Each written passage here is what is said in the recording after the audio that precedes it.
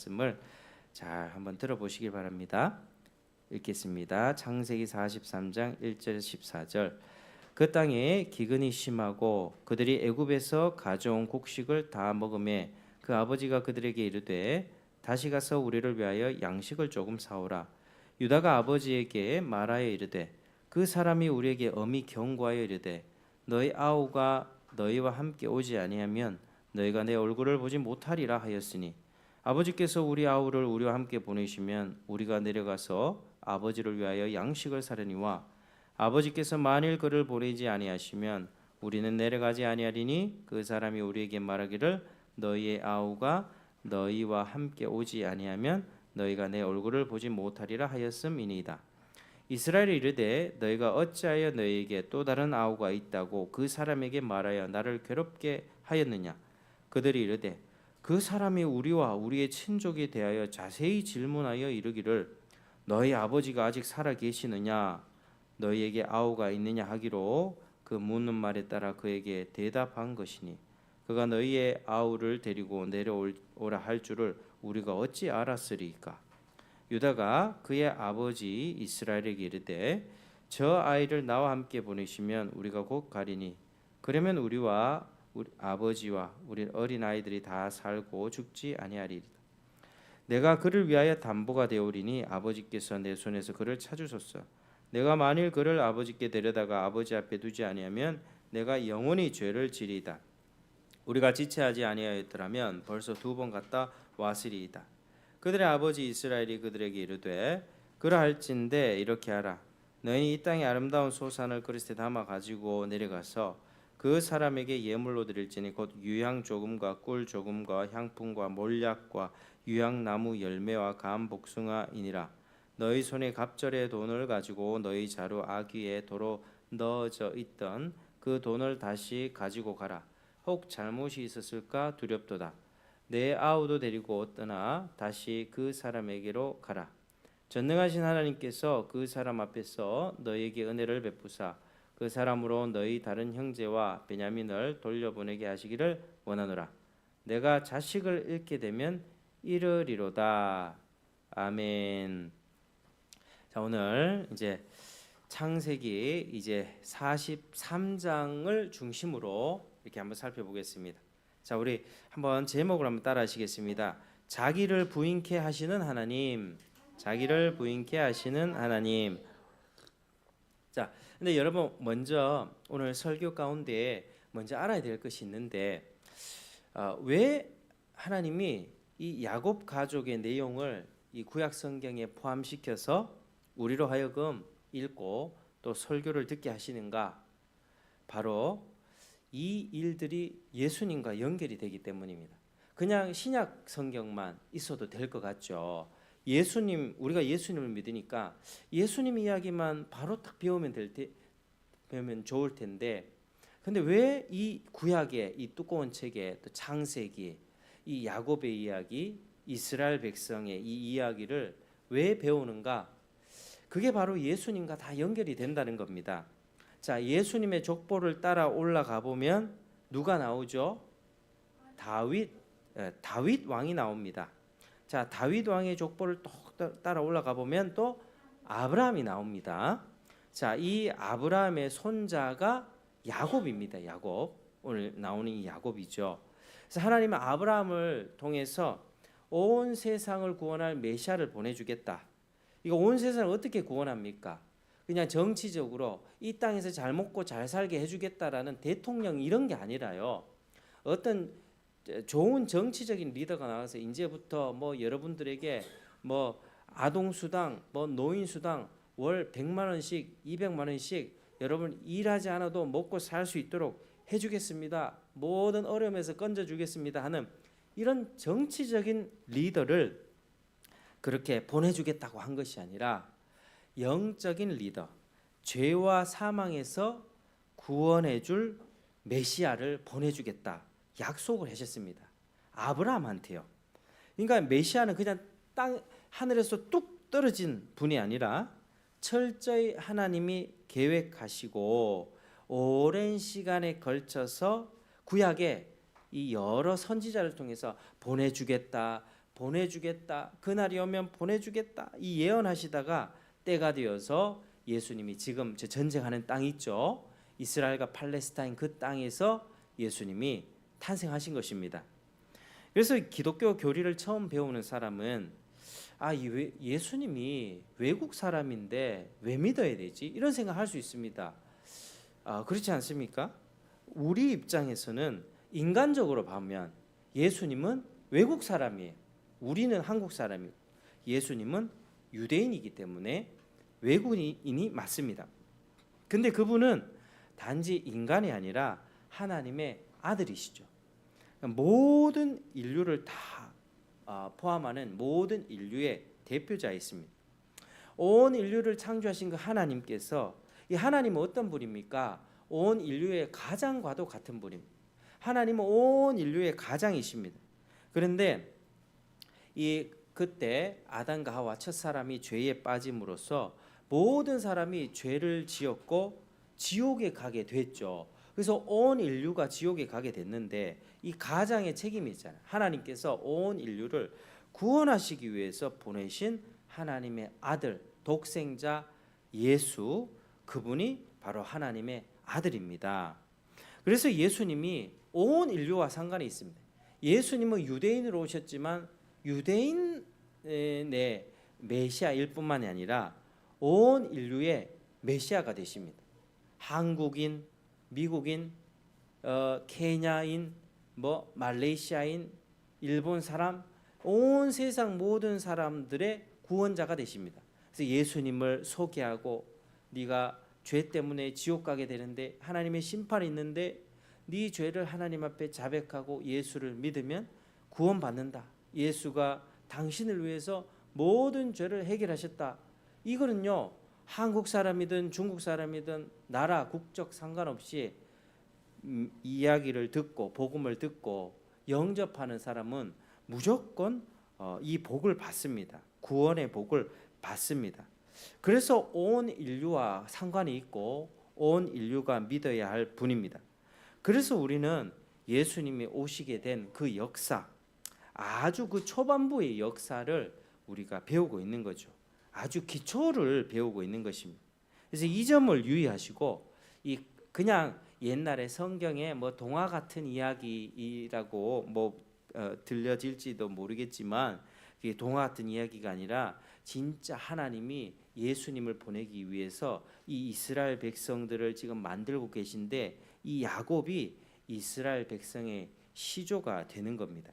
그래서 그 이스라엘 백성의 시조가 되는 그 이야기를 잘 들어보시길 바랍니다. 자, 지난 시간에 우리 41장 42장을 살펴봤는데 요셉이 바로의 꿈 해석을 아주 잘해 주었죠. 그리고 대안까지 잘 제시하면서 지금 바로 당신이 꾼 꿈은 7년 동안의 풍년이 있을 것이고 또 나머지 7년 동안에는 흉년이 있을 겁니다. 그런데 이 흉년은 아주 심해서 앞에 풍년의 풍성함을 다 잊어버릴 정도로 아주 어려운 시기가 될 것입니다. 그래서 풍년 시기에 수확물의 5분의 1을 걷어서 창고에다가 저장해 두십시오. 그리고 다가올 흉년을 준비하십시오. 그러면 우리의 생명을 보존할 수가 있을 겁니다. 이렇게 대안을 제시했을 때 바로 왕이 전폭적인 신임을 그에게 보여줍니다. 전폭적으로 요셉을 믿고 요셉이 그 순간 감옥에서 딱 나오자마자 바로 국무총리가 됐죠. 완전 무슨 드라마 같은 일이 벌어졌습니다. 그래서 요셉이 꿈을 해석해 준 대로 진짜 7년 풍년이 온 거예요.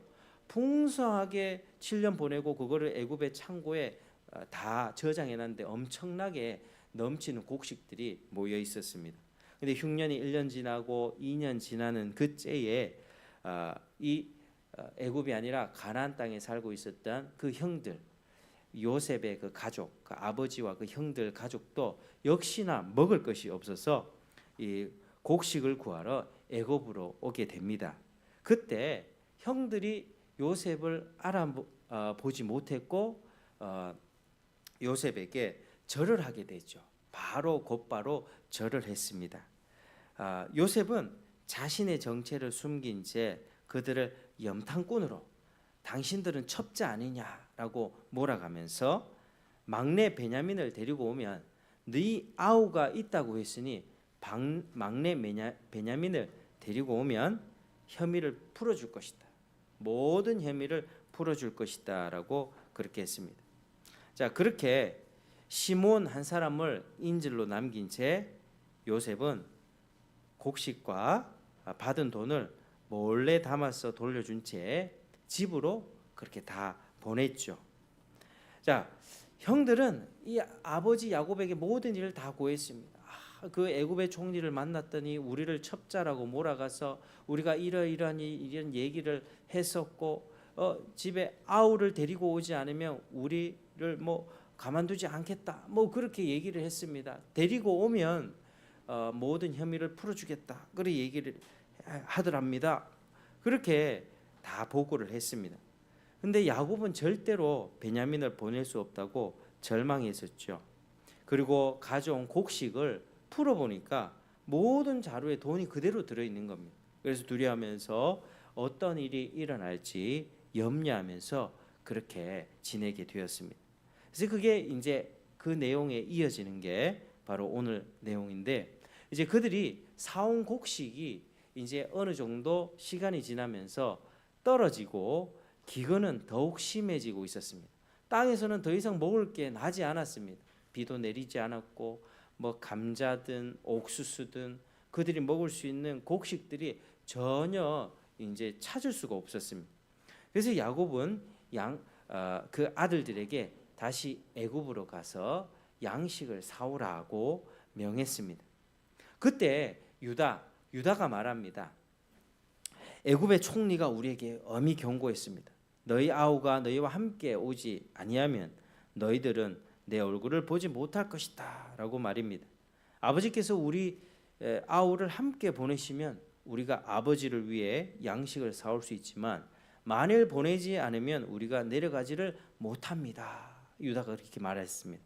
그때 이스라엘 야곱이 대답을 하죠. 너희가 왜 우리 가족 상황을 다 얘기하고 동생이 있다고 말을 해서 나를 이렇게 괴롭히느냐. 그때 야곱의 아들들이 옆에서 막 거듭니다. 아버지, 애굽 총리가 가족에 대해서 자세히 물었습니다. 너희 아버지가 아직 살아 계시냐? 너희에게 아우가 있느냐? 그래서 우리는 그 묻는 말에 대답을 했을 뿐입니다. 그 사람이 그런데 이렇게 아우를 데리고 할 줄을 우리가 어떻게 알았겠습니까? 그냥 묻는 말에 대답을 했을 뿐입니다.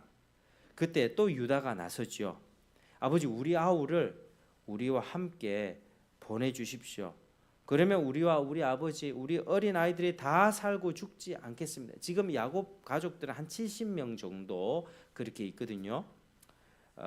내가 그를 위해 담보가 되겠습니다. 내가 그를 아버지께 데려오지 못하면 내가 영원히 죄값을 치르겠습니다 하면서 이 넷째 형님 유다가 그렇게 많이 나서게 됩니다. 근데 유다가 많이 나서게 되는데, 유다가 지금 넷째라고 그랬죠. 넷째 아들. 유다는 이제 이스라엘의 아들들을 보면 12아들인데 이 12아들이 이제 앞으로 이스라엘 백성의 12지파의 대표들이 됩니다. 이 첫째 아들 르우벤, 그다음 시므온, 그다음에 레위, 유다, 그다음에 단과 납달리, 그다음에 갓과 아셀, 그리고 이사갈, 스불론, 그리고 여자아이를 한 명 낳죠. 디나를 낳고 그다음에 마지막으로 요셉과 베냐민 이렇게 낳습니다. 요 순서대로 이렇게 쭉 가게 되는데, 근데 넷째 유다가 나서게 되죠. 왜 형님들 3명 있는데 왜 유다가 이렇게 자꾸 나서는가? 큰 형님 루벤이 뭔 잘못을 했죠? 저번에 큰 형님 루벤은 아버지의 첩 빌하를 범했던 죄를 이렇게 저질렀습니다. 그래서 아버지의 눈밖에 벗어난 게 있었죠. 그 둘째 시몬과 셋째 레위는 어떤 일을 했습니까? 디나가 강간을 당했을 때 세겜 주민들을 아주 살육해버리는 잔인한 복수극을 꾸며서 그 사람들을 다 죽여버렸습니다. 그래서 이 둘째와 셋째 아들은 아버지로부터 좀 신임을 얻지를 못하는 그런 상황이었던 것 같습니다. 그러니까 지금 넷째 아들은 나름대로 유다는 아버지에게 뭐 크게 잘못한 일 없고 그렇기 때문에 이제 위에 형님들은 좀 아버지 눈에서 벗어났고 그래서 이제 넷째 아들이 아버지 앞에 나서게 되었던 것이죠. 그래서 유다의 말을 들은 아버지 이스라엘은 드디어 결정을 하기 시작합니다. 자, 우리 11절에서 14절 같이 한번 읽어보겠습니다. 자, 시작. 그들의 아버지 이스라엘이 그들에게 이르되 그러할진대 이렇게 하라. 너희는 이 땅의 아름다운 소산을 그릇에 담아 가지고 내려가서 그 사람에게 예물로 드릴지니 곧 유향 조금과 꿀 조금과 향품과 몰약과 유향나무 열매와 감 복숭아이니라. 너희 손에 갑절의 돈을 가지고 너희 자루 아기에 도로 넣어져 있던 그 돈을 다시 가지고 가라. 혹 잘못이 있었을까 두렵도다. 내 아우도 데리고 다시 떠나 다시 그 사람에게로 가라. 전능하신 하나님께서 그 사람 앞에서 너희에게 은혜를 베푸사 그 사람으로 너희 다른 형제와 베냐민을 돌려보내게 하시기를 원하노라. 내가 자식을 잃게 되면 이르리로다. 아멘. 자, 여러분 우리가 여기서 야곱의 이 고백을 보면서 모든 것을 다 내려놓고 모든 것을 포기하고 하나님 앞에 다 맡겨드리는 야곱의 모습을 보게 됩니다. 그러니까 야곱의 신앙이 정말 조마조마한 상황에서 한층 더 업그레이드 되는 것을 볼 수가 있는 것입니다. 자, 14절을 다시 한번 읽어볼까요? 14절을 다시 시작. 전능하신 하나님께서 그 사람 앞에서 너희에게 은혜를 베푸사 그 사람으로 너희 다른 형제와 베냐민을 돌려보내게 하시기를 원하노라. 내가 자식을 잃게 되면 이르리로다. 아멘. 자, 전능하신 하나님, 불가능이 없으신 하나님.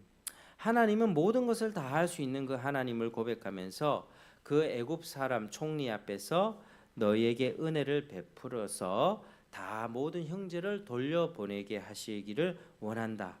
그러나 내가 자식을 잃게 되면 이르리로다라고 하는 자신의 어떤 집착을 내려놓는 것을 볼 수 있게 됩니다.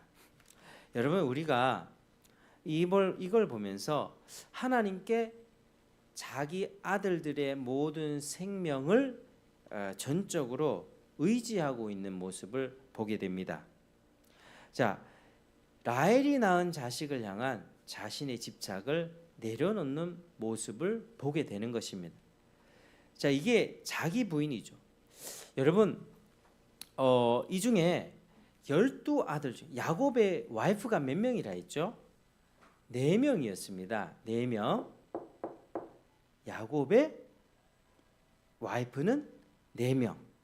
4명을 통해서 몇 명의 아들이 나왔다고요? 12명. 12명이 나왔습니다. 근데 야곱이 누구를 제일 좋아했다고요? 그 4명의 아내 중에서 아내가 처음에 레아가 있었고요. 라헬이 있었고 레아의 첩이 있었는데 레아의 그 몸종이 있었는데 그게 실바였고요. 라헬의 몸종은 빌하였습니다. 근데 야곱이 4명 중에서 라헬을 제일 사랑했거든요. 근데 이 야곱은요 라헬을 제일 사랑하면서 라헬이 낳은 자식이 바로 요셉과 베냐민인데 이 요셉과 베냐민을 매우 사랑했습니다. 근데 이 자기의 지금 라헬은 죽은 상황이고 또 요셉은 죽은 줄 알고 있고 베냐민밖에 남지 않았는데 지금 이 베냐민을 향한 어떤 왜곡된 사랑, 집착, 다른 아들들도 사랑해 줘야 되잖아요. 근데 그렇게 안 했다니까요. 그래서 이 아들을 사랑하는 그 집착을 내려놓는 모습을 볼 수 있습니다. 내가 이 자식을 잃으면 이르리로다 하면서 이 아들들을 애굽에 보내죠. 자, 이게 자기 부인입니다. 자기 부인. 한번 따라 하시겠습니다. 자기 부인. 자, 다른 말로 자기 부정. 자기 부정. 자, 오늘 기독교 교리 중에서 이 자기 부인의 교리가 있는데요. 이 굉장히 중요하기 때문에 오늘 이 부분을 아주 중심으로 다루겠습니다. 이 야곱의 고백 가운데 자기 부인이 있거든요. 예수님은 이런 말씀을 하셨습니다. 마가복음 8장 34절에 저를 한번 따라 하시겠습니다. 누구든지 나를 따라오려거든 자기를 부인하고 자기 십자가를 지고 나를 따를 것이니라. 그러니까 예수님을 따라가기 위해서는 두 가지가 나오는데 첫 번째는 자기 부인이고요. 두 번째는 자기 십자가를 지는 것입니다. 지금 자기 부인, 자기 부정, 자기를 부정한다는 것이 뭐냐? 바로 따라하시겠습니다. 죄악된 성품으로 가득 찬 자기의 존재를 부정하는 것. 여러분, 사람이 태어날 때 어떻게 태어납니까? 원죄를 갖고 태어나죠. 그리고 하나님을 알지 못한 상태로, 하나님을 알지 못하니까 하나님을 사랑할 수 있습니까? 내가 알지도 못하는 사람을 사랑할 수 있어요? 없잖아요. 사람은 태어날 때부터 하나님 알지 못한 채, 하나님을 사랑하지도 않은 채, 그리고 이웃도 사랑할 줄 모르는 우리의 그런 존재적인 죄악성을 갖고 태어납니다. 여러분, 그 존재적인 죄악성을 부인해야 된다라고 하는 것이죠. 예수님은 누구든지 나를 따라오려거든, 내 제자가 되려거든, 네가 나를 믿고 나를 따라오려거든, 먼저는 해야 될 것이 너 자신을 부정해야 돼. 너 자신을 부인해야 돼. 너가 태어나면서 하나님 알지 못하고 하나님 사랑하지 않고 이웃을 사랑하지 않고 자기 자신만을 위해서 살아가는 그 존재적인 죄악성을 먼저 부인해야 되는 거야. 여러분, 우리의 본성을 한번 되돌아볼까요? 우리 자신의 본성. 우리 어린이들 똑바로 앉고 잘 한번 들어봐. 우리의 본성이 얼마나 존재적으로 자기중심적인지, 하나님 사랑과 이웃 사랑에서 멀어져 있는지 우리가 잘 봐야 됩니다. 하나님이 모든 인간들에게 원하시는 게 뭐냐면은 하나님 사랑과 이웃 사랑입니다. 우리는 이걸 배우고 있죠. 바깥의 사람은 그거 전혀 몰라요. 그냥 자기 생각대로 살면 좋은 거고, 하나님이 어디 있냐고 그냥 내 방식대로 살고 적당하게 다른 사람 폐 끼치지 않고 적당하게 살면 돼, 이렇게 생각하잖아요.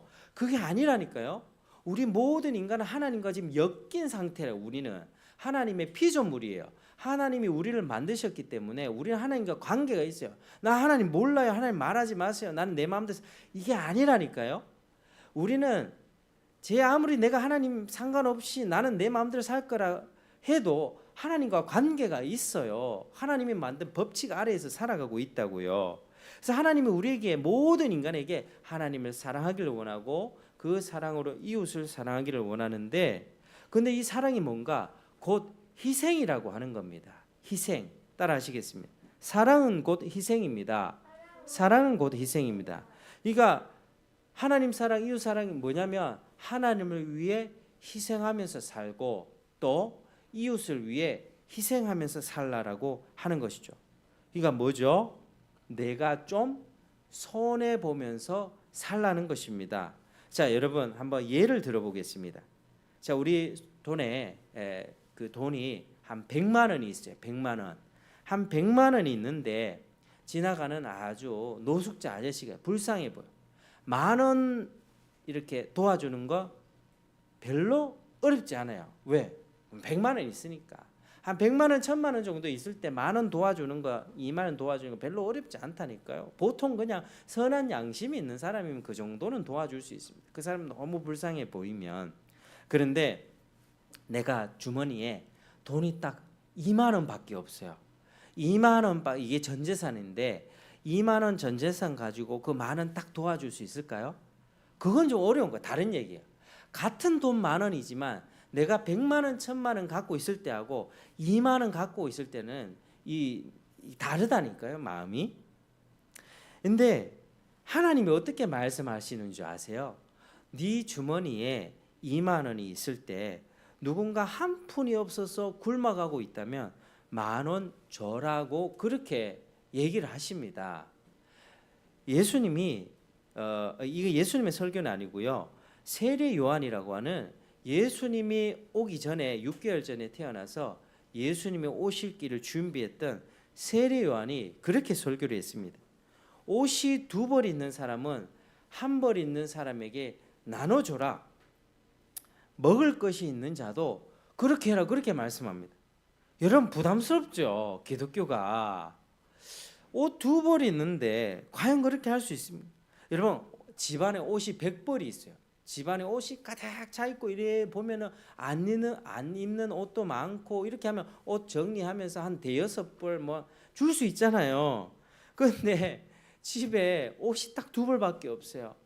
이 2벌밖에 없는데 옷이 없어가지고 옷 다 떨어진 사람, 막 추워가지고 옷 다 떨어진 사람 1벌 갖다 주기가 쉽지 않다고요. 그게 우리 본성이 그렇다는 거예요.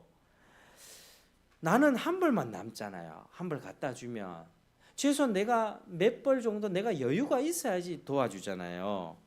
이런 반응이 자연스럽잖아요. 우리 보통 그렇게 삽니다. 사랑하는 여러분, 사람은요 누구나 자기 것을 먼저 챙기려고 해요. 내가 남을 도와주려고 해도 내가 좀 여유가 있어야지 도와줄 마음이 생기지, 내가 여유가 없는데 어떻게 돕겠어요. 그러니까 진짜 사람을 도울 때 진짜 기업가들이 뭐 몇 천억 몇 조 뭐 있는 삼성 기업이나 뭐 어느 기업에서 어딜 때 몇 천만 원 도와주고 뭐 도와주고 삼성에서 도와줬다 막 이름 걸잖아요. 현수 막 걸잖아요. 그렇게 돕는 거는 그렇게 어렵지가 않아요. 왜? 돈이 남아 도니까요. 남아 도는 돈을 가지고 자기들의 현수막 걸고 자기들의 이미지를 높이잖아요. 우리는 다른 사람을 도와준 봉사하는 기업이다. 좋은 이미지가 되잖아요. 그런데 내가 가진 게 하나도 없는데 돈이 2만 원밖에 없는데 한 사람, 그 불쌍한 사람을 위해서 내 절반을 떼어서 준다는 것, 그거 그렇게 할 수 있을까요? 어떤 기업이 돈이 아무리 남아도라도 자기 기업의 절반을 떼가지고 진짜 뭐 아프리카 나라 살릴 수 있을까요? 그렇게 못하는 거야. 그냥 남는 돈 가지고 사업을 하는 거지 절대 그렇게 되지 않습니다. 사람 누구나 마찬가지입니다. 사람이나 사람이 모인 기업이나 다 자기 것을 먼저 챙기려고 하죠. 자, 여러분 아이들에게요 과자를 딱 주잖아요. 한 쟁반에 과자를 딱 주면 어떻게 할까요? 이거 자기가 더 많이 먹으려고 합니다. 자, 보면 자기 손에 먼저 자기 과자를 딱 챙겨요. 그리고 자기 과자를 딱 챙겨 먹고 안 뺏기려고 해요. 보통 그렇게 합니다. 근데 한 대 주지 않고 피자 조각으로 이렇게 잘라서 한 조각씩 나눠주잖아요. 그럼 어떻게 하는 줄 아세요? 피자 조각 보더니 내 거는 왜 또 작아요? 이렇게 얘기해요. 똑같이 잘랐는데 저게 비교해 보니까 저게 조금 더 커 보이거든. 남의 떡이 더 커 보이거든. 자기 조각은 왜 더 작냐고 불평하는 거예요. 이게 사람의 타고난 본성. 어른들도 마찬가지예요. 자기 것을 더 챙기려고 하고 자기 것을 손에 덜 보려고 하고, 그러니까 회사 것이고 국가 것이라고 하면 막 써요, 여러분. 진짜 그래요. 이렇게 더운 날에 자기 집에 가서는 에어컨 잘 안 틀거든요. 진짜 아끼면서 살거든요. 회사 가서 어떻게 되죠? 빵빵하게 튼다니까요. 그러니까 그게 죄악된 모습이라는 거예요. 자기 것이라고 무조건 아끼려고 하고 이게 회사 것이다, 나라 것이라 하면은 막 타내려고 하는 거예요.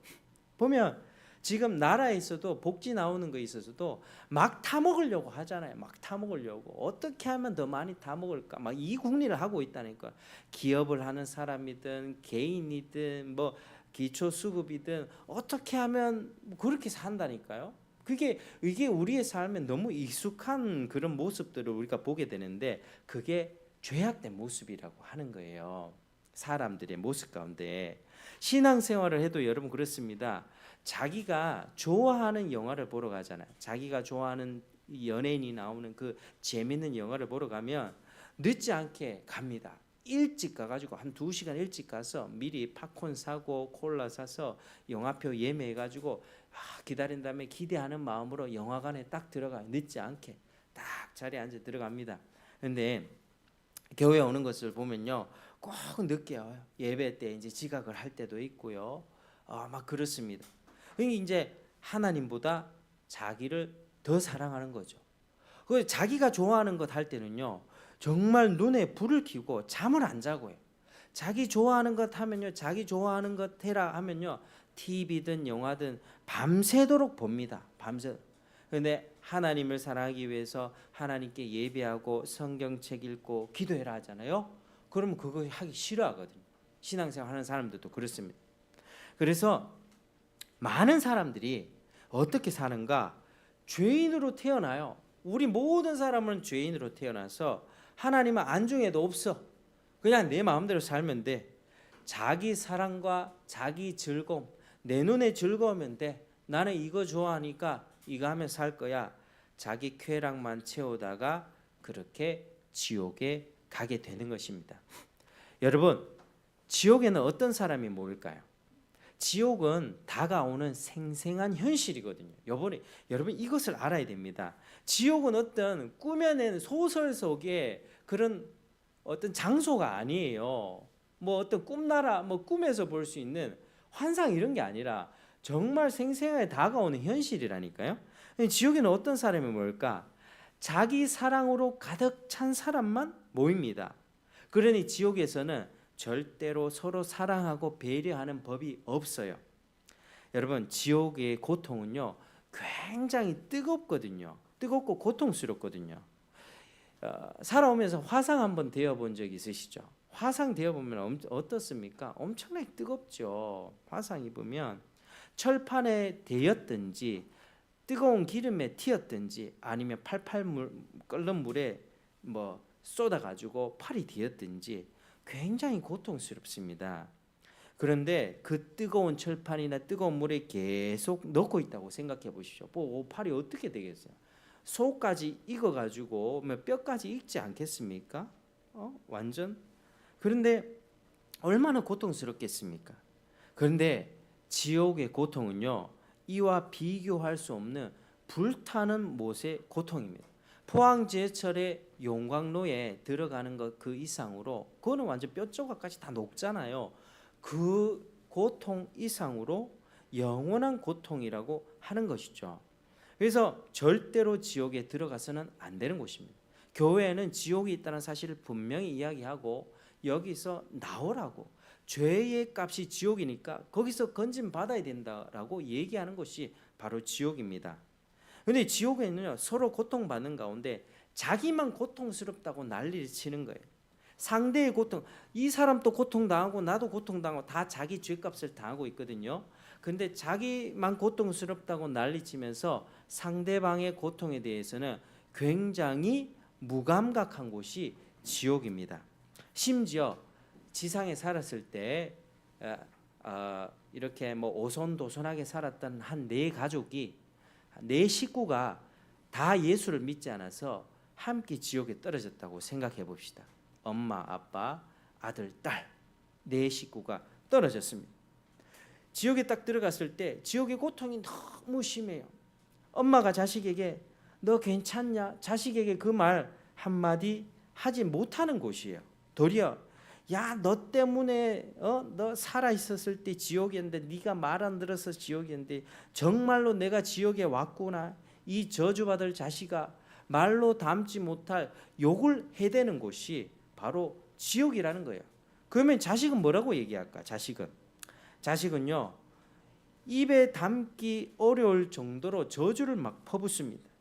왜 엄마는 내한테 교회를 못 가게 했냐고, 왜 하나님 얘기를 못 듣게 했냐고, 누가 내 친구가 교회 나가자고 그렇게 얘기를 했을 때, 엄마한테 이렇게 부탁을 했을 때 왜 교회 나가지 못하도록 그렇게 나를 막았냐고, 이 저주받을 엄마야라고 울부짖으면서 서로 가족 간의 사랑도 완전히 식어버리는 아주 고통스러운 곳이 지옥입니다. 여러분 정말 지옥은 실제합니다. 믿으시길 바랍니다. 여러분 지옥 이야기를 들을 때 제가 밖에서 지옥 이야기를 하면 사람들이 반응이 별로 좋지 않습니다. 지금이 더 지옥 같은데, 내가 지금 사는 게 지옥인데 뭐 또 지옥을 생각하냐고, 다가오는 생생한 지옥이 있으니 지금 지옥 같은 인생을 살았다 할지라도 진짜 지옥에 가시면 안 됩니다 얘기해도 안 들어요. 그게 안타까운 거예요. 근데 천국 얘기를 하잖아요.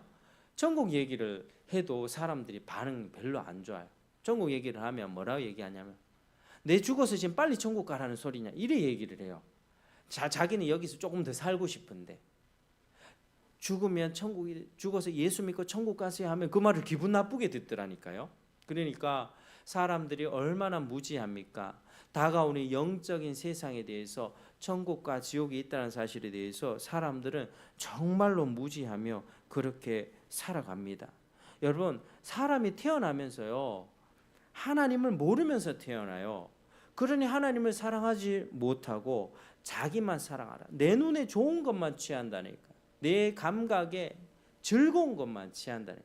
돈이든 물질이든 취미생활이든, 그게 남자든 여자든 인간관계든 게임이든 쇼핑이든 놀러 다니는 것들, 내가 좋아하는 것만 하면서 그렇게 자기만 채우면서 살다가 지옥에 가게 되는 것입니다. 여러분 정말로 지옥을 피해야만 합니다. 여러분에게 한번 여쭤보겠습니다. 여러분 정말로 지옥을 피하셨습니까? 한번 스스로에게 질문 한번 던져보십시오. 지금 내가 당장 죽는다 할지라도 내가 지옥이 아니라 하나님 품에 안기겠다는 그런 믿음의 확신이 있으십니까? 여러분 이것은 정말 진리입니다. 무겁게 들으셔야 됩니다. 이 얘기를 그냥 성경 이야기, 동화 이야기, 천국과 지옥, 뭐 영화에서 말하는 그런 어떤 허구에 만들어낸 이야기로 들으시면 안 됩니다. 이게 진짜입니다. 그래서 주님께서는 지옥을 피하기 위해서는 무조건 자신을 따라와야 됩니다. 나를 따라와야만 이게 영생이고 이게 죄를 피하는 것이고 지옥을 피하는 길이다라고 그렇게 주님이 말씀하셨습니다. 그리고 주님을 따르기 위해서 첫 번째로 해야 될 게 존재적인 죄악성을 부인해야 된다, 그렇게 말씀을 하셨던 거죠. 죄를 많이 지은 사람만, 우리가 봤을 때 범죄자들, 교도소 가는 그 사람들만이 그 죄악성을 부인해야 되는 게 아니고요. 응애 태어나면서부터 그 갖고 있는 마음의 그 본성, 하나님을 싫어하고 자기를 향해 있는 그 마음의 본성. 여러분 어렸을 때 애들은요 싸우는 게 고만고만하잖아요. 사탕 내 거야, 네 거야, 이거 건드리지 마, 스티커 때문에 싸우고 하잖아요. 근데 그게 크면 뭐가 됩니까? 그 싸움이 어른이 되면 돈 때문에 싸우게 되고 사람 찔러 죽이게 되고, 또 사람 때문에, 이 여자 때문에 저 여자 때문에 이렇게 발전하지 않습니까? 그러니까 아이들의 그 사탕 가지고 과자 때문에 싸우는 거, 지우개 하나 학용품 때문에 싸우는 거, 그거 보면서 이 아이들이 크면서 어떻게 자랄까? 이 욕심이, 자기 것을 챙기고 자기 만족을 채우는 욕심이 커가면서는 그게 점점 그 대상도 커져간다는 사실을 알아야만 합니다. 그래서 그거를 어렸을 때부터 아이들에게 가르쳐줘요. 너 죄인이야. 아이들에게 자꾸 오냐오냐 하면 안 돼요. 너 하나님 앞에 그거 죄인이라고. 하나님 앞에 그 죄를 버려야 돼. 그 죄를 부인해야 돼. 그 너의 존재를 미워해야 돼. 하나님 앞에 가기 위해서, 예수님을 따라가기 위해서는, 지옥을 피하기 위해서는 너 자신의 태어나면서부터 존재적인 죄악성을 부인해야 되는 거야. 나 그렇게 나쁘게 안 살았는데요. 거짓말도 별로 안 했고요. 아니, 너 태어나면서부터 하나님을 싫어하는 거야. 이 존재적인 죄악성을 부인하고 주님을 따라와라, 그렇게 말씀을 하는 겁니다. 여러분 믿음은요 그냥 말로만 너 예수님이 이런 분이야. 너를 위해서 십자가에 죽고 살아나셨어. 하늘에 오르셔서 지금 하나님 보좌 우편에서 하나님의 왕권으로 예수님이 다스리고 계셔. 이렇게 얘기했을 때 네? 나 예수님 믿어요. 말로만 믿는 게 끝이 아니라니까요. 예수님의 말씀들 진짜 살아내는 모습, 예수님이 가셨던 그 길, 예수님이 어떻게 가셨어요? 사람들이 욕먹으면서 희생하셨잖아요. 뺨 맞으셨잖아요. 피곤해도 기도하셨잖아요. 그러면서도 묵묵히 자기 길을 가셨잖아요. 그리고 내가 예수님이 가셨던 그 길을 가면서 때로는 잘못 갈 때 있어요. 때로는 이 길을 가야 되는데 옆길로 셀 수가 있어요. 그 길 때 잘못 갈 때 회개하고 다시 돌이키고 또 잘못하면 하나님 잘못했습니다. 돌이키는 그런 삶이 정말 예수님을 믿는 삶입니다. 예수님의 실제로 따르는 거예요. 이 과정에서는 하나님이 은혜를 베풀어 주셔서 적절할 때 당근도 주시고 채찍도 주셔서 바른 길로 갈 수 있도록 인도해 주시는 것입니다.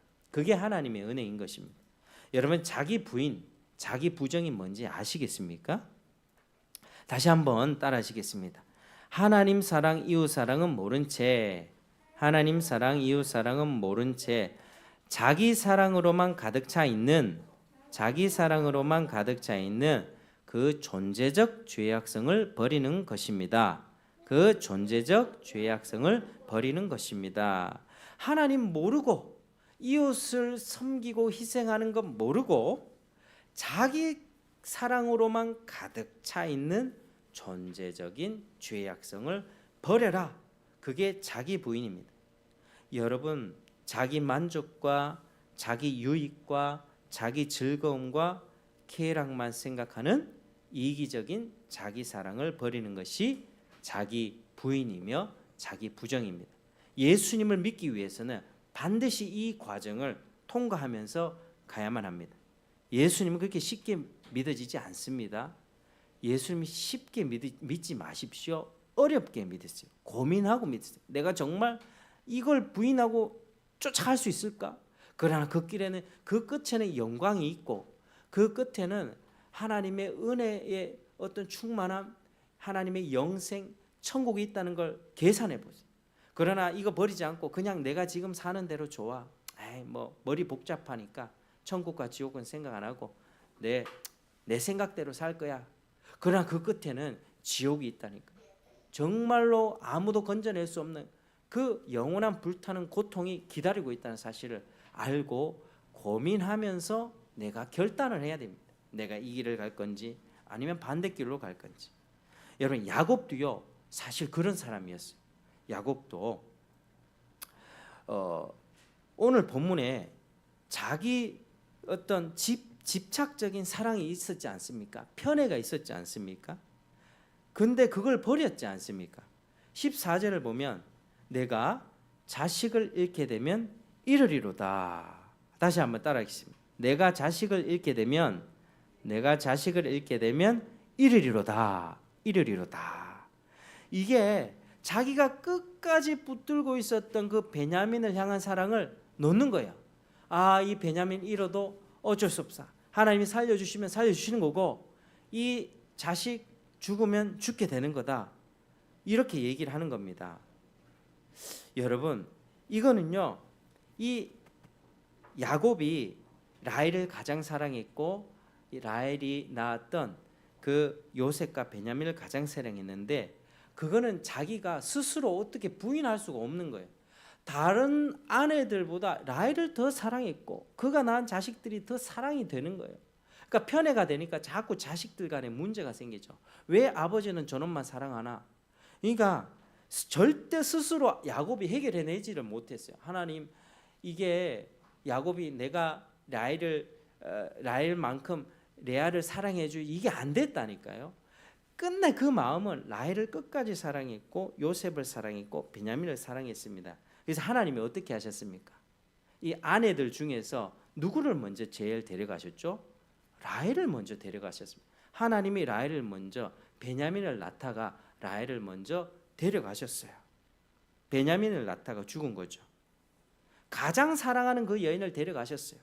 그 요셉은 어떻게 되었습니까? 요셉 형들이 애굽의 노예로 팔아버렸고 요셉의 옷을 그 옷에 짐승피를 묻혀와서 아버지에게 가져다 주죠.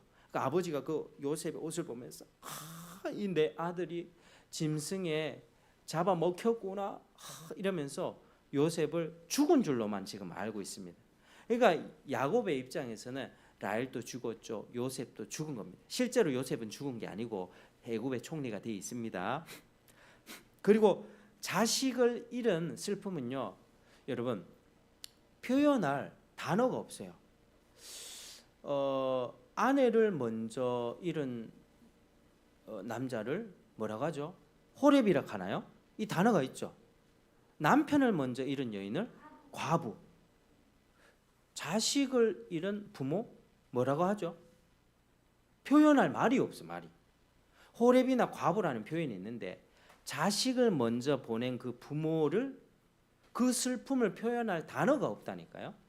근데 지금 그 자식을 지금 요셉이 죽은 줄 알고 그 슬픔을 품고 그렇게 살고 있는 거예요.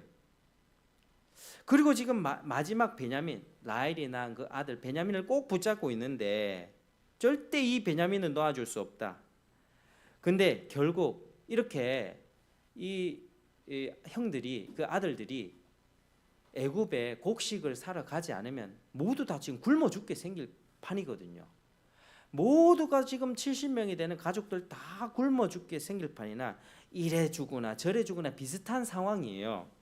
그래서 하나님을 의지하게 되고 이 아들들을 보내서 곡식을 사오게 하고 베냐민까지 보내서 하나님의 은혜 주시면 우리 형제들 다, 아들들 다 살 수 있을 것이고, 그런데 이 베냐민을 잃게 되면 잃을 것이다 라고 하면서 결국에는 자기가 끝끝내 놓지 못했던 그 죄악성, 편애를 부인하게 되었습니다.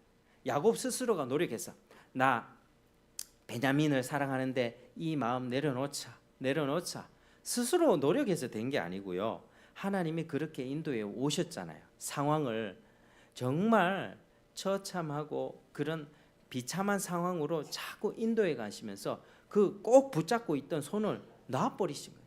손을 꽉 붙잡고 하나님 손을 자꾸 때리신 거예요. 네 손 그러면 안 된다 하면서 손에 상처나고 피나도록 계속 지금 때리셔가지고 손을 이렇게 놓도록 하신 것입니다. 야곱은 지금 하나님 앞에 많이 연단을 받고 있는 것이죠.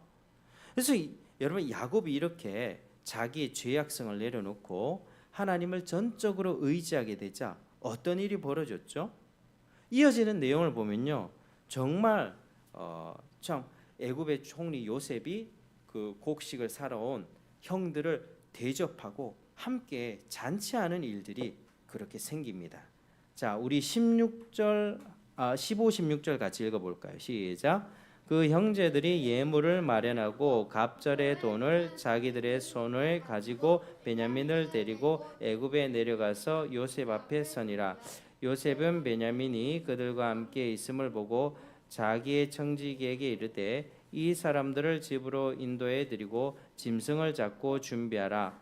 이 사람들이 정오에 나와 함께 먹을 것이니라. 이렇게 환대하죠. 자, 뒤에 32절에서 34절 같이 읽어보겠습니다. 32에서 34절 시작. 그들이 요셉에게 따로 차리고 그 형제들에게도 따로 차리고 그와 함께 먹는 애굽 사람에게도 따로 차리니 애굽 사람은 히브리 사람과 같이 먹으면 부정을 입음이었더라. 그들이 요셉 앞에 앉되 그들의 나이에 따라 앉히게 되니 그들이 서로 이상히 여겼더라. 요셉이 자기 음식을 그들에게 주되 베냐민에게는 다른 사람보다 5배나 주매 그들이 마시며 요셉과 함께 즐거워하였더라. 아멘. 여러분 해피 엔딩이죠. 이 베냐민이 죽는 일은 이렇게 없었습니다. 하나님께서 이렇게 야곱의 자기 부인, 결국에는 자기가 그 끝내 왜곡된 자기 사랑 베냐민을 향한 그 집착을 딱 내려놓으니까 하나님이 모든 일을 이렇게 아름답게 결말을 지어가는 듯한 그런 모습들을 보여주었습니다. 자, 이제 말씀을 좀 맺겠습니다. 자, 사랑하는 여러분, 오늘 본문을 통해서 하나님이 야곱을 어떻게 변화시켜 오셨는가 우리가 볼 수 있습니다. 하나님은 야곱의 그 죄악성 스스로는 절대 고치지 못하는 것, 나 혼자 절대 고치지 못하는 그 편애, 라헬과 요셉과 베냐민을 향한 그 왜곡된 사랑, 다른 형제들에게 굉장히 시기와 질투와 분쟁만 일으켰던 죄악된 그 사랑을 하나님께서는 그걸 다루셨다는 거예요. 야곱을 진정한 신자로 만들기 위해서, 그리고 그를 구속사의 중심 인물로 만드시려고 이렇게 열심히 일하시면서 그의 타고난 죄악성을 하나씩 제거하신 것입니다. 그가 잘못했을 때 버리지 않고 훈련시켜 오시면서 야곱의 이름을 이스라엘로 바꿔주셨고 이스라엘 민족의 시조가 되게 하려고 지금 이렇게 하시는 것입니다. 그래서 야곱은 평생 고난 가운데 살았지만 결국 예수님의 조상이 되었고요. 예수님의 민족인 이스라엘의 시조답게 변화가 되어가고 있는 것입니다. 그러나 그는 이 땅에서 삶은 굉장히 불편했습니다. 어제 엉덩이 뼈도 지금 절고 있죠. 사랑하는 아내 라헬이 먼저 죽었죠. 요셉도 지금 죽은 줄 알고 있죠. 베냐민도 마음 졸이면서 지금 보내버렸죠. 굉장히 불편하고 심리적으로 불안하고 고통스럽고 한많은 인생이었지만 그러나 그가 어떤 인생이 되었습니까? 모든 민족에게 영생을 복을 주시는 예수님의 조상, 이스라엘 민족 다윗 왕가에서 예수님이 나오셨잖아요. 이스라엘의 민족이 그 이스라엘이 야곱이에요. 야곱의 아들들이 400년 동안 이스라엘 민족이 되는 것입니다. 이게 가장 큰 축복이죠. 사랑하는 여러분, 예수님을 믿는다는 것은요, 인간적인 생각으로는 어려워요. 예수님을 쉽게 믿으면 안 돼요. 먼저 철저하게 계산을 하고 철저하게 자기 부인을 먼저 해야만 합니다. 자기 부인 없이 그냥 입으로만 믿는다 그게 가짜예요. 왜 철저하게 자기를 부인해야 하는가? 그게 하나님 사랑하기 위한 첫 단계예요. 자기를 부인하지 않고는 여러분 내 마음속에 두 명의 여자가 있어요. 내가 결혼하고 싶어하는 여자가 있고 또 한 명의 마음이 가는 여자가 있어요. 결혼 약속한 여자가 있고 또 마음이 가는 여자가 있다는 거예요. 근데 저 마음, 이 여자를 향한 이 마음을 품고 이 결혼하면 이 결혼이 되겠어요? 이 여자를 향한 이 마음을 과감하게 떨쳐내버리고 저 여자를 향해서 결혼 약속한 여자를 향해서 평생 정절을 지키고자 하는 그 마음으로 결혼을 해야죠. 다른 마음을 품고 두 여인을 사랑하는 마음을 품고 어떻게 한 여자랑 결혼을 하겠습니까? 하나님 사랑도 마찬가지예요. 하나님을 믿는 것도 결혼과 마찬가지예요. 하나님을 향해서 온전한 신앙을 드리고 온전한 마음을 드리겠다는 그런 고백이에요. 내가 하나님보다 더 사랑하는 것 내버려 두고 그거 버리고 주님을 쫓아가겠다라고 하는 그런 단호한 의지적인 어떤 결단들이 있어야 되는 것입니다. 그게 자기 부인입니다. 여러분, 두 마음을 품은 채 천국 못 갑니다. 반드시 기억해야만 합니다. 두 마음을 품을 수 없어요. 그러니까 하나님 믿고 이 천국 가고 싶은 마음도 있는데 또 세상이 좋아. 또 한편으로는 또 세상이 또 좋고 또 교회 오는 거는 좀 천국 가고 싶은데 자꾸 이 두 마음 갖고 왔다 갔다 하면요. 그 마음으로 천국 못 가. 과감하게 내가 고민을 하시나요? 고민하면서 결단하고 그것을 내버리고 주님을 쫓고 한 길로 가야 된다라고 하는 것입니다. 여러분 마음에 가장 중요한 것이 무엇입니까? 절대 놓칠 수 없는 그게 무엇입니까? 자기 마음을 혹시 잘 모르시겠습니까? 그러면 하나님보다 더 소중한 것, 그것을 조명해 달라고, 가르쳐 달라고 기도하십시오. 그리고 그것을 내려놓게 해달라고 그 죄악된 사랑을 부인하고 주님을 쫓을 수 있도록 영생의 길을 갈 수 있도록 기도하십시오. 그리고 오늘 설교를 듣고요, 그저 그냥 한 귀로 흘리지 마시고 정말 진지하게 고민하세요. 제가 왜 목사가 되어서 이런 여러분들에게 불편한 이야기를 하겠습니까? 지옥이라는 불편한 이야기를 하겠습니까? 그게 진짜기 때문이에요. 여러분들 지옥 가면 안 되기 때문이에요. 사랑하는 여러분들 지옥에서 건짐받고 자기를 부인하고 예수를 쫓아가서 하나님 나라 천국 가셔야 되잖아요. 여러분, 근심하고 하나님 앞에 기도하면 하나님께서는 반드시 기도를 들어주십니다. 어린이 여러분들은 마찬가지. 예수를 난 믿어요. 아니 이게 말로만 믿는 거 아니라니까. 너희들이 정말 자기를 부인해야 되는 거. 하나님보다 더 사랑하는 게 게임이냐, 친구야, 공부야, 부모님이 하나님보다 더 사랑하는 것이 있다면 그걸 내려놓고 하나님을 쫓아야 된다라고 하는 것이죠. 여러분, 여러분이 근심하며 진지하게 하나님께 기도하면 하나님 여러분 지옥에서 건져줘요. 사람 스스로는 못하지만 하나님으로서는 능히 할 수 있습니다. 그게 하나님의 능력입니다. 하나님은 여러분을 절대로 포기하지 않고 천국 길로 이끄실 것입니다. 이 땅에서는 조금 고통스러운 과정이 있을지 모르겠습니다. 그러나 지독한 자기 사랑을 하나씩 버려가면서 자기를 부인해가면서 하나님 사랑과 이웃 사랑을 해나가면서 결국에는 천국에 안전하게 도착하게 될 것입니다. 여러분, 이런 축복이 저와 여러분에게 있기를 주의 이름으로 축원합니다. 기도하겠습니다. 하나님 아버지 감사합니다. 오늘 이 야곱의 변화된 고백을 통해서 자기 부인에 관해서 좀 살펴보았습니다. 야곱은 자기가 집착하고 있던 것들을 잘 내려놓았습니다. 하나님, 우리 역시 자기 부인하며 이 죄악된 우리의 존재적인 죄악성을 부인하며 주님을 쫓기 원합니다. 그래서 주님을 따라가면서 하나님을 사랑하고 이웃을 사랑하며 천국 길에 이르는 복된 삶을 살아갈 수 있도록 도와주시고, 아직 우리 안에 믿음이 정립되지 않고 고민이 있다면 더 고민하고 근심하면서 가볍게 믿지 않고 이 믿음의 문제를 가지고 끝까지 근심하면서 주님을 쫓을 수 있도록 복을 내려 주시옵소서. 절대 이 복을 놓치지 않도록 은혜를 내려 주옵소서. 예수님 이름으로 기도드립니다. 아멘. 찬송가 433장.